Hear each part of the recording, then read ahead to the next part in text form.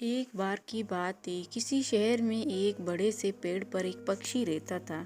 इसका नाम था सिंदूक। सबसे चौंकाने वाली बात ये थी कि उस पक्षी के मल सोने में बदल जाता था। ये बात किसी को भी पता नहीं थी।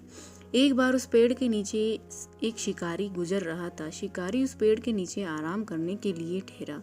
वो आराम कर ही रहा था कि इतने में सिंदूक पक्षी ने उसके सामने मल त्याग दिया। जैसे ही उस पक्षी का मल जमीन पर पड़ा, वो सोने में बदल गया। ये देखते ही शिकारी बहुत खुश हुआ और उसने उस पक्षी को पकड़ने के लिए जाल बिछाया। सिंदूक जाल में फंस गया और शिकारी उसे अपने घर ले आया। पिंजरे में बंद सिंदूक को देख शिकारी को चिंता सताने लगी कि अगर राजा को इसके बारे में पता चला तो वो न तो सिर्फ सिंदूक को दरबार में पेश करने को कहेंगे, बल्कि मुझे भी सजा देंगे।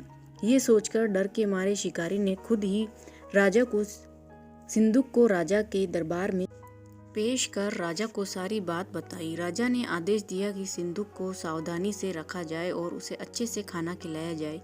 ये सब सुनने के बाद मंत्री ने राजा को कहा, आप इस बेवकूफ़ शिकारी की बात पर भरोसा मत कीजिए। कभी ऐसा होता है क्या कि कोई पक्षी सोने का मल त्याग करे? इसलिए अच्छा होगा कि इसे आज़ाद करने का आदेश दे। मंत्री की बात सुनकर राजा ने चिड़िया को आज़ाद करने का आदेश दिया। सिंदूक उड़ते उड़ते राजा के दरबार पर सोने का मल त्याग करके गया। ये देखते ही राजा ने मंत्री को उसे पकड़ने का आदेश दिया, लेकिन तब तक वह पक्षी उड़ चुका था। उड़ते उड़ते सिंदूक कह गया, मैं बेवकूफ़ था जो शिकारी के सामने मल त्याग दिया। शिकारी बेवकूफ़ था जो राजा के पास ले गया। राजा बेवकूफ़ था जो मंत्री की बात में आ गया। सभी बेवकूफ़ एक ही जगह है।